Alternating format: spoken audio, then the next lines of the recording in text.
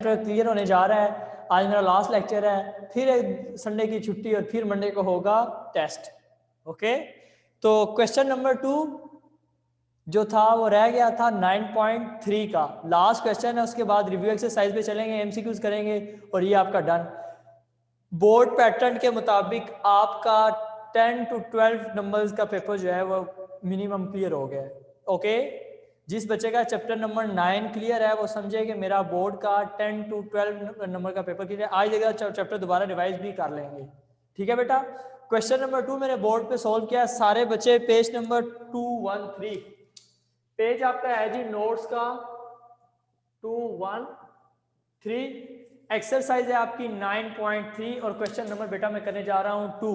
बहुत सिंपल से है, थोड़ी सी ट्रिक यूज हुई है, मुश्किल बिल्कुल भी नहीं है। ओके बेटा, बिल्कुल सिंपल है। क्योंकि मसला है तो बता दो, मैं मैसेज आपके पढ़ रहा हूँ साथ। टेस्ट कैसा होगा मरियम बेटा, मैं बता दूंगा, वक्त आने में बता दिया जाएगा कि टेस्ट कैसा होगा। ओके, सो अभी परेशान नहीं होना, एंड पे मैं बता दूंगा। अच्छा देख लें जरा, एक क्वेश्चन नंबर 2 पे सारे बच्चे आए। द एंड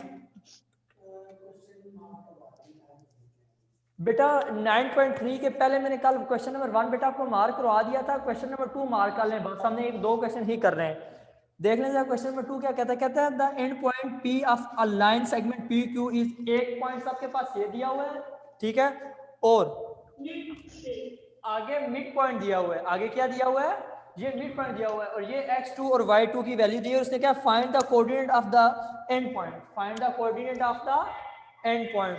एक लाइन है आपके पास बेटा, ये माइक जरा देख लीजिएगा, आवाजें नहीं आनी चाहिए। सपोज आपके पास एक ये पॉइंट है, ठीक है बेटा, उसमें स्टार्टिंग पॉइंट उसने दिए हुए हैं -3 और 6।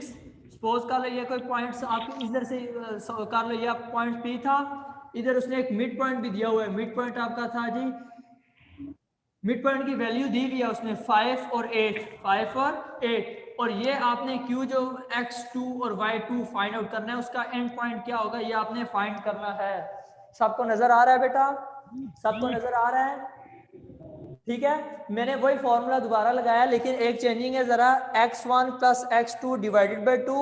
x2 की वैल्यू पहले दी हुई होती थी, इधर x2 की वैल्यू नहीं दी हुई, बल्कि इस x की वैल्यू दी हुई है और इस y की वैल्यू दी हुई है। इस x की वैल्यू दी हुई है मेरे पास 5 और इस y की वैल्यू दी हुई है मेरे पास 8। तो मैं इस फॉर्मूले से x2 की वैल्यू फाइंड आउट करूंगा और y2 की वैल्यू फाइंड आउट करूंगा, तो मेरे पास इसके एंड पॉइंट आ जाएंगे। ओके बेटा, क्वेश्चन नंबर 2 दोबारा देखिए, थोड़ा सा ट्रिकी है, मुश्किल बिल्कुल भी नहीं है। पी की वैल्यू दी हुई है, क्यू की वैल्यू दी हुई है, वो हमने फाइंड आउट करनी है। और एम मिड पॉइंट दिया हुआ है, देखें एक पॉइंट है, उसका इनिशियल पॉइंट ये दिया हुआ है, मिड पॉइंट ये दिया हुआ है, और उसने कहा कि उसके फाइनल वर्टिसेस मालूम करें। x2 और y2 हमने क्या करना है, मालूम करना है। बेटा पहले हमारे पास ये होता था, हम सिर्फ x की वैल्यू फाइंड आउट करते थे और y की वैल्यू फाइंड आउट करते थे, ठीक है बेटा। पहले हमारे पास ऐसे होता था, हम सिर्फ x की वैल्यू फाइंड आउट करते थे और y की वैल्यू फाइंड आउट करते थे, ठीक है। अब ऐसा हुआ है कि x और y की वैल्यूज हमारे पास दी गई हैं और x2 और y2 की वैल्यू हम फाइंड करेंगे। ओके बेटा, ओके कोई बात नहीं, हो जाते हैं प्रॉब्लम्स बेटा। अब तो सारे ठीक है ना, अब समझ लग गई है, अब लिंक की प्रॉब्लम तो नहीं है, सारे ओके का मैसेज दे दें मुझे। अच्छा ये क्वेश्चन दोबारा देख लेना, p की वैल्यू दी हुई थी -3 and 6, q x2 and y2 था, और m था 5 और 8, m था 5 और 8। और मैंने वही फॉर्मूला दोबारा लगाया, x1 plus x2 divided by 2, y1 plus y2 divided by 2। पहले ये होता था कि x2 की वैल्यू आपके पास दी हुई होती थी, लेकिन इस क्वेश्चन में उसने x2 की जगह आपको x की वैल्यू दी हुई है। x2 की जगह किसकी वैल्यू दी हुई है आपको, x की। कहाँ है भाई, 5 और 8। अब जहाँ x है वहां मैंने 5 पुट कर दिया, जहाँ y था वहां मैंने 8 पुट कर दिया, ठीक है। x1 और y1 की वैल्यू भी है, x2 और y2 हमने फाइंड आउट करना है। x2 और y2 क्या करना है हमने फाइंड आउट करना है, ठीक है। ये 2 इधर डिवाइड हो रहा था, इधर क्या हो गया मल्टीप्लाई, 2 5 10, ये माइनस का था, इधर जाके प्लस हो गया, ठीक है। इधर ये 10, ऐसे ये स्टेप्स दोबारा देख लें, ये इधर माइनस था, इधर आके प्लस हो गया, तो ये आपके पास बन गया 10 + 3 इज इक्वल्स टू 30, ठीक है बेटा। ये आपके पास x2 की वैल्यू आ गई 13, x2 की वैल्यू कितनी आ गई बेटा, 13 आ गई। अब इधर जरा देखें, y इज इक्वल टू, आपके पास वही formula, y is equals to y1 + y2 divided by 2। y1 की वैल्यू थी y x1 की वैल्यू के बाद अब दोबारा दूसरी वैल्यू किसकी लेंगे जी आप, x2 की, ठीक है। और ये वैल्यू लेने के बाद आपने इसको डिवाइड कर दिया तो आपके पास आंसर जो आएगा वो आएगा 10। बेटा अगर कोई मसला है तो मुझे बता दीजिएगा। x1 plus x2 divide by 2, y1 plus y2 divide by 2। y1 की वैल्यू अब थी आपके पास 6, y2 की वैल्यू आपने फाइंड आउट करनी थी, ठीक है। और इस y की वैल्यू जो दी हुई है 8, ठीक है बेटा। ये आपके पास x की वैल्यू है और ये आपके पास y की वैल्यू है। ओके, सारे बच्चे मुझे बताइए क्वेश्चन हो जाएगा, बिल्कुल ईजी है बेटा। ओके कर दें जरा, जैन मतलूब, ओके, मुसैयब, मोहम्मद आरिज, महमूद, मशद, मलिक आमिन, अब्दुल्ला, नुमैर बाबर, सारे बेटा बता दें मुझे। हाँ जी इधर जरा आप भी बेटा मुझे बताइएगा। ओके है, नबीहा, युसरा, ओके है जी, वाले बेटा ओके है। सारे बच्चे बता दें जरा, बिल्कुल सिंपल है, कोई मुश्किल नहीं है इसमें बिल्कुल भी। Girls and boys okay, question okay हो गया सर जी, all is well, Malik Amin, all is well, good. Okay, इसका स्क्रीनशॉट लेना है तो बेटा ये ले लीजिएगा, वेरी सिंपल क्वेश्चन। और ये हमारी 9.3 का इसी के साथ हुआ इख्तिताम, और कोई क्वेश्चन हम नहीं करेंगे। चैप्टर नंबर 9 आपका हो गया ख़त्म। अच्छा मेरी बात सुने, अब हम मूव कर रहे हैं, अब मैं वापस जा रहा हूँ बस इसकी 3 एक्सरसाइज ही थी, ठीक है बेटा। अब हम जा रहे हैं इसकी रिव्यू एक्सरसाइज पे। अगर किसी बच्चे के पास बुक पड़ी हुई है तो मुझे मैसेज करे यस सर, की बुक नहीं, सिर्फ नोटबुक, सॉरी मैथ की बुक। अगर किसी बच्चे के पास मैथ की बुक है तो ज़रा मुझे एसएमएस में कहे कि सर मेरे पास मैथ की बुक है, फिर एक चीज़ बतानी है, मेरे पास नोट्स हैं दरअसल, पढ़ी हुई है किसी के पास। अच्छा बेटा उस पर यह बताओ कि इस चैप्टर के एमसीक्यूज कितने हैं, इस चैप्टर के बुक के एमसीक्यूज कितने हैं, वो सारे करने हैं according to your short syllabus. Jain Matloob book पढ़ी हुई है आपके पास, मशद, युसरा बेटा आपके पास है 6 हैं, नबीहा फयाज 4, युसरा और नबीहा आपस में, नूर बाबर 7, शाबाश वेरी गुड। एक 4 कह रही है, एक 6 कह रही है और एक 7 कह रही है। अब मैं क्या समझूं, इन सबको प्लस कर लूं। एक फाइनल मुझे बताओ बेटा कि कितने एमसीक्यू थे। 6, जैन मतलूब 6, सर 4, 6, आमना 6, सर 6 हैं।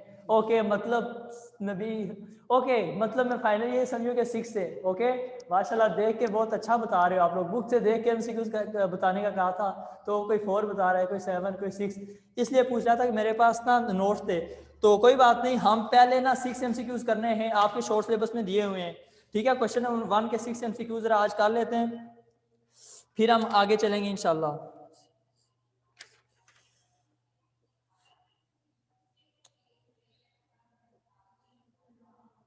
एमसीक्यू देखिए, चूज द करेक्ट आंसर, आपका नोट्स का पेज नंबर 215 है बेटा।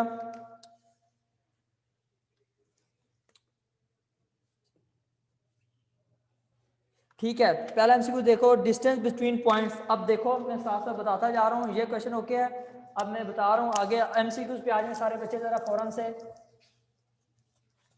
सारे बच्चे एमसीक्यूज पे आ गए हैं। आपका पेज नंबर है बेटा नोट्स का 215, 215 माज आप नहीं आए हुए, 215 पेज आपका नोट्स का, ठीक है बेटा।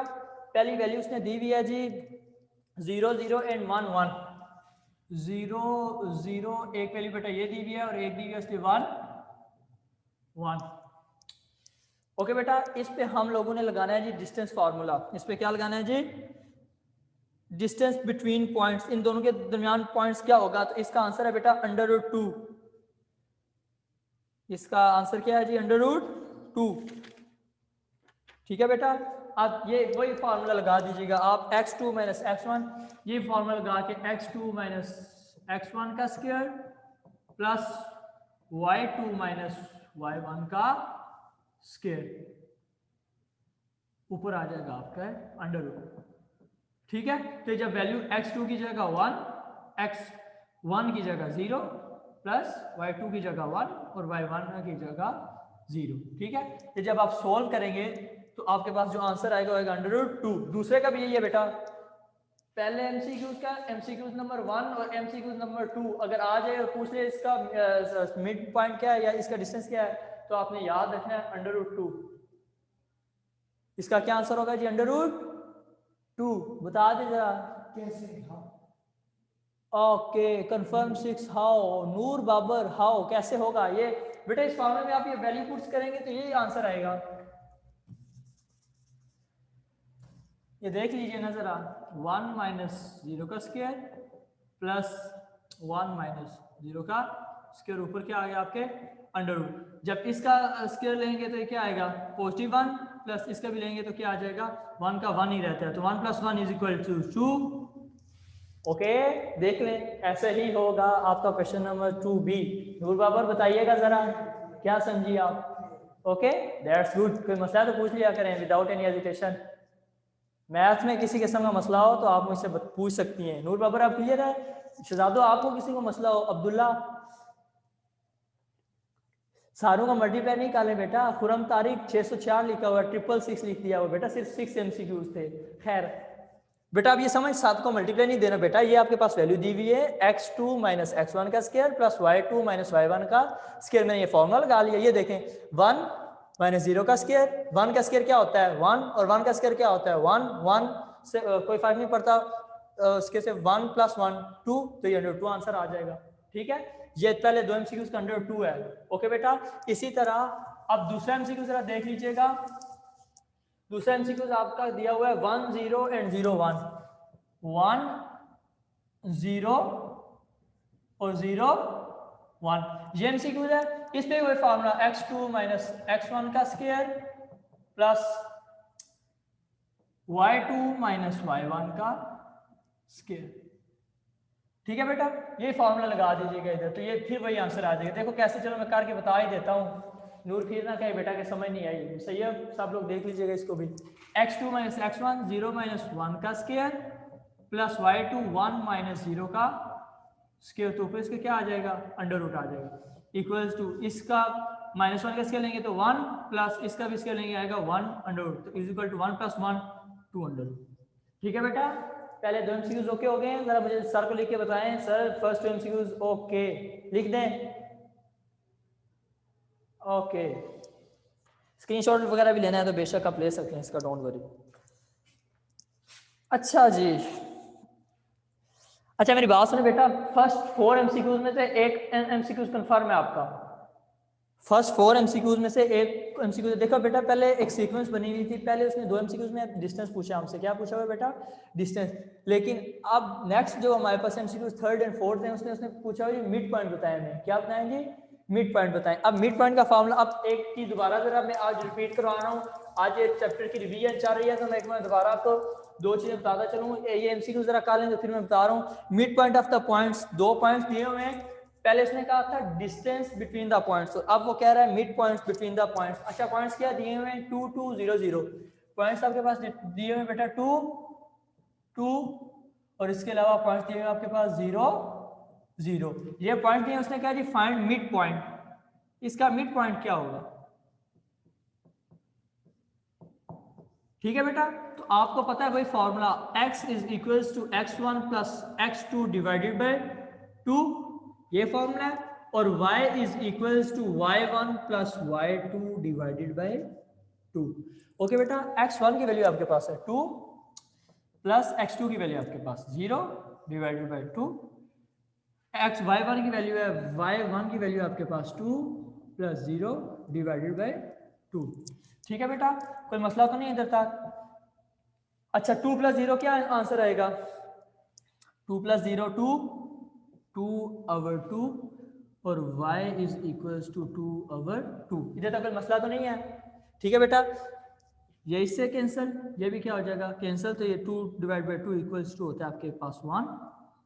ठीक है बेटा, इधर ये आंसर आ जाएगा आपका 1, और y भी आपका इक्वल्स टू आ जाएगा 1, और x भी इक्वल्स टू आ जाएगा 1। जी बेटा, मिड पॉइंट वाले क्वेश्चन की समझ ना आई हो तो बता दो। MCQ ये हो गया आपका जी, ज़रा बताइएगा मुझे मिड पॉइंट क्लियर है? डिस्टेंस एंड मिड पॉइंट बताएं, जरा लिख के मुझे बताएं। Mid point clear? MCQ number 3rd। Okay, all MCQ done sir. Mohammad Ali, you are a genius यार, good. Jain Matloob, okay clear, yes sir clear जी, good it sir. Okay okay बेटा, थैंक्स ऑल ऑफ यू। अच्छा अब जरा 4 चेक कर लीजिएगा इधर ही, जो MCQ 4 है उसके मिड पॉइंट दिए हुए हैं 2 और -2। एक पॉइंट बेटा उसका ये दिया हुआ है, और एक पॉइंट उसका दिया हुआ है -2 और 2। -2 and 2। एक पॉइंट बेटा उसका ये दिया हुआ है, ठीक है। ये भी जरा देख लो, क्या याद करेंगे कि सारे ही करवा देता हूँ। x is equals to x1 की वैल्यू है आपके पास 2, ठीक है, और x2 की वैल्यू आपके पास -2, तो ये आपके पास -2 डिवाइडेड बाय आ जाएगा 2, और x इज इक्वल टू 2 - 2 0/2। किसी भी चीज को आपको पता है अगर 0 पे डिवाइड करें तो उसका आंसर हमेशा 0 ही आता है, तो x equals to 0, x equals to 0। y की बात आ गई तो y is equal to y1 की वैल्यू थी आपके पास -2 और y2 की वैल्यू थी आपके पास +2 डिवाइडेड बाय 2। -2 + 2 आपस में हो जाएंगे कैंसिल, तो इधर हमारे पास आंसर आएगा 0, तो y इज इक्वल टू आ जाएगा 0 डिवाइडेड बाय 2, तो y इक्वल्स टू आ जाएगा आपके पास 0। ओके, तो ये आपके पास आंसर आ जाएगा 0, मतलब x y दोनों 0, तो ये आपके पास 0 0। ये जो आपका ये पार्ट है ये आपने ओके कर देना है। थर्ड वाले एमसीक्यूज का ऑप्शन था ए और फोर्थ का एमसीक्यूज का ऑप्शन है सी। जी बेटा, ऑल एमसीक्यूज डन सर, क्या बात है। नबिया बेटा वेल, अब्दुल्ला डन, अब्दुल्ला शुक्रिया बेटा, सबके हो गए। फिर भी मैंने कहा बता दूं जिंदगी में ताकि बोले ना, कभी रट्टा नहीं मारना मेरा बेटा इसको। अच्छा, MCQ number 5, a triangle having all side equal, ये तो आपने पढ़ा हुआ है। A triangle having all side equal is called equilateral triangle. कौन सी ट्राइंगल बेटा कहलाती है आपकी? Equilateral triangle. अच्छा, a triangle having all side different is called scalene. Okay, जिसकी तीनों साइडें सेम हो वो इक्विलेटर, और जिसकी तीनों साइड डिफरेंट हो वो स्केलियन। ओके बेटा, एमसीक्यूज में किसी को मसला है तो बता दो, सारे बच्चे लिख के बता दो सर एमसीक्यूज डन। फिर आगे चलें, आगे चलें 3 4 and 5।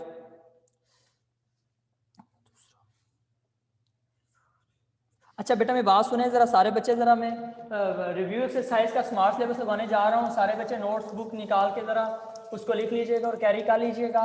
इसमें से कुछ आ जाता होता है क्वेश्चन। क्वेश्चन नंबर 1 आपका क्लियर है। क्वेश्चन नंबर बेटा आपका 3 का, 2 और 4 का फर्स्ट एंड सेकंड देख लें जरा। रिव्यू एक्सरसाइज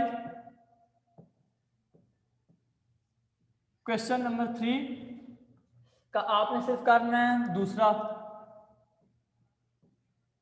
ठीक है बेटा। क्वेश्चन नंबर 4 बता देता हूं करना कैसे, परेशान नहीं होना, जरा लिख लें। 4 का पहला और दूसरा, पहला पार्ट और दूसरा पार्ट। क्वेश्चन नंबर बेटा जो आपके पास आ गया 5, वो सारा करना है, वो बताता हूँ, वो सिर्फ आपकी डेफिनेशन है। क्वेश्चन नंबर 5 पे सिर्फ डेफिनेशन हैं। ओके बेटा, कोई मसला तो नहीं है। क्वेश्चन नंबर 5 पे सिर्फ डेफिनेशंस हैं। अच्छा, ये जरा सारे बच्चे लिख के मुझे बताएं। क्वेश्चन नंबर 3 का पार्ट नंबर 2, क्वेश्चन नंबर 4 का first and second, and question number 5 हमने करना है वो डेफिनेशंस हैं। इसी के साथ आपके एक चैप्टर 9 का हुआ इख्तिताम। लेकिन इससे पहले क्वेश्चन में दिखा देता हूँ डिस्टेंस एंड मिड पॉइंट वाले क्वेश्चन, जरा एक बार नजर मार लेते हैं इनको। अच्छा बेटा जरा देखो सर, क्वेश्चन 3 और 4 तो वही है बेटा, बिल्कुल मशक वही है। Mariyam all MCQs done, okay. Noor Babar done sir, okay. Yusra done, okay बेटा। अच्छा, ये क्वेश्चन वही है बेटा, बस वो जो एक चीज कर लिया अगर तो क्वेश्चन में रिपीट होते जाएंगे।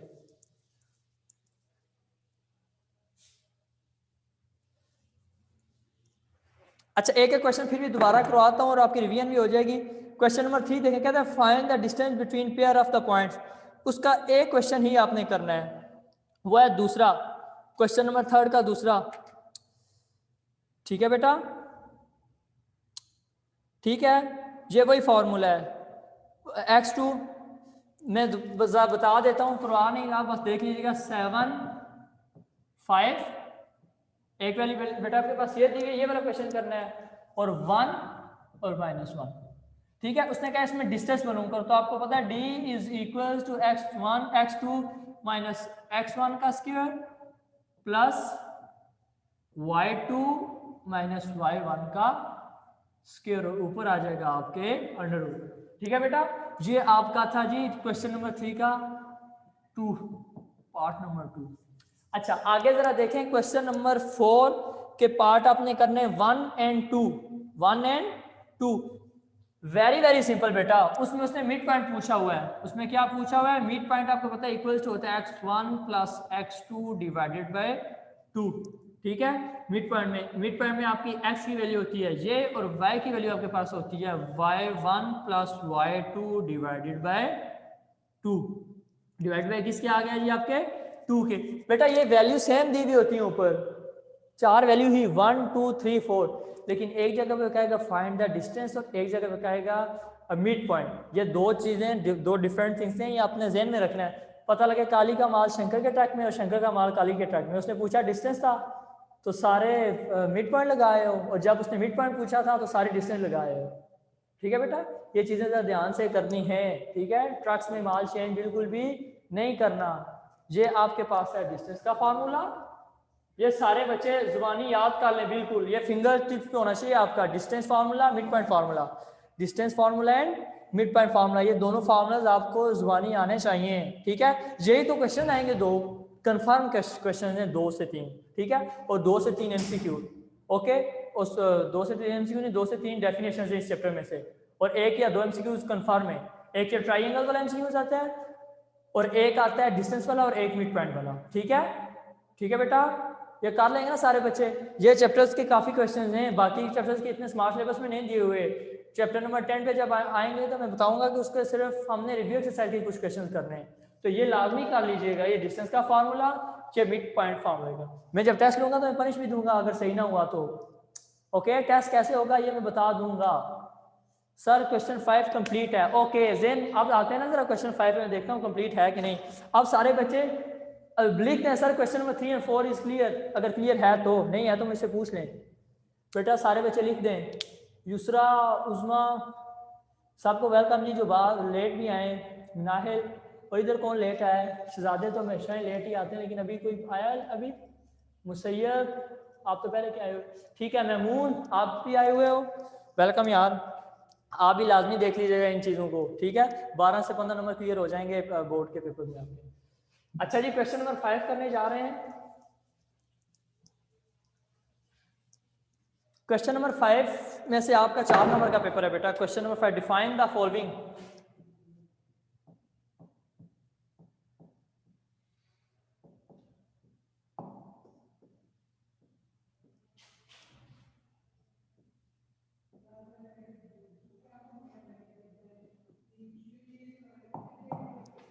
अच्छा जी, define the following coordinate geometry.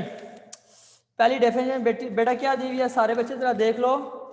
पहली डेफिनेशन आपकी दी हुई है कोऑर्डिनेट ज्योमेट्री। अब कोऑर्डिनेट ज्योमेट्री की definition, coordinate geometry is the study of geometrical shape in certain plane, in certain plane is called coordinate geometry. Coordinate geometry is the study of geometrical shape in the certain plane, ठीक है। ये जरा देख लीजिएगा, ये आपके page number 201 पे है, पेज नंबर 201, कोऑर्डिनेट ज्योमेट्री। ये डेफिनेशन हमने नहीं की थी, ये देख लीजिएगा। अच्छा, बाकी जरा आगे देखिएगा, क्वेश्चन डेफिनेशन 1 हो जाएगी बेटा आपका पेज नंबर 201 पे। दूसरी डेफिनेशन दी हुई है जी कोऑर्डिनेट ज्योमेट्री।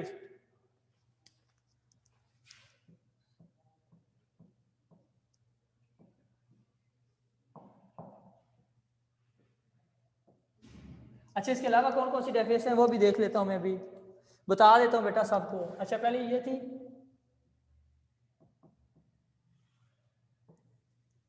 ठीक है। इसकी डेफिनेशन अपने वर्डिंग में ये है कि the study of geometrical shape. एक वर्ड में सिंपल आपको बता देता हूँ, इतनी इंपॉर्टेंट नहीं है वैसे। Coordinate geometry the study of geometrical shapes, last word से शो हुआ है कोऑर्डिनेट।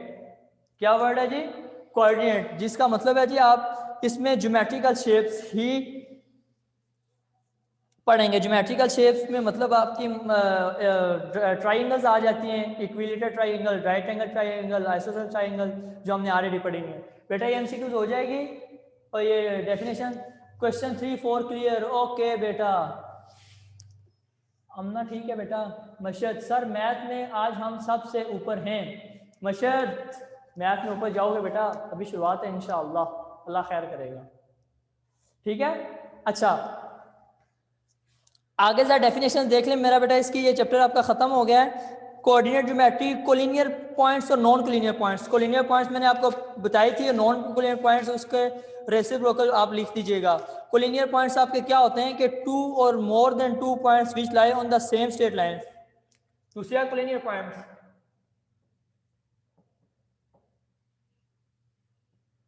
कोलिनियर पॉइंट्स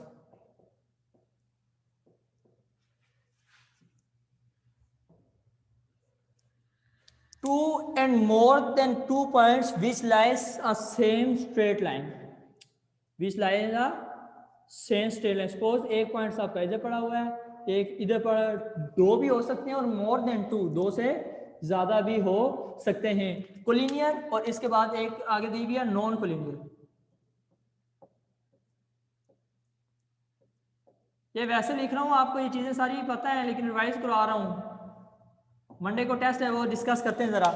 अगर दो या दो से ज्यादा पॉइंट्स एक स्ट्रेट लाइन पे मौजूद हों तो वो आपके कोलिनियर पॉइंट्स कहलाते हैं। क्या कहलाते हैं? Collinear points. अगर स्ट्रेट लाइन पे मौजूद ना हो, ऑब्वियसली एक स्ट्रेट लाइन होगी, तो वो आपके नॉन कोलिनियर पॉइंट्स कहलाते हैं। अगर आ जाए collinear points and non collinear points, तो बेटे आप लोग लिखाओगे 2 और more than 2 point which lie on a same straight line is called collinear points. Okay बेटा, इधर का कोई मसला तो नहीं है किसी को? अच्छा, अब जो नेक्स्ट 3 डेफिनेशन हैं वो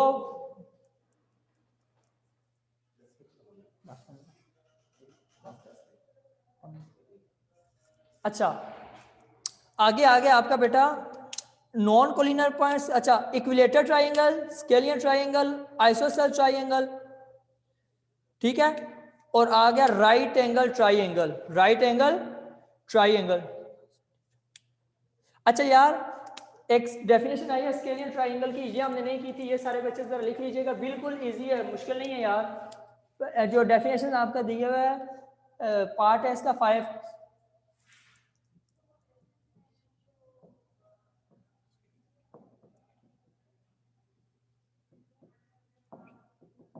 अच्छा, इसकी डेफिनेशन बिल्कुल सिंपल है यार।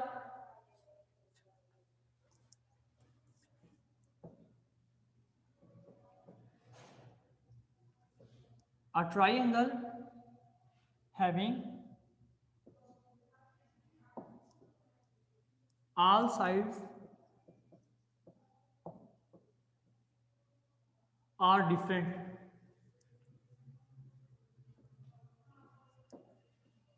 is called scalene triangle।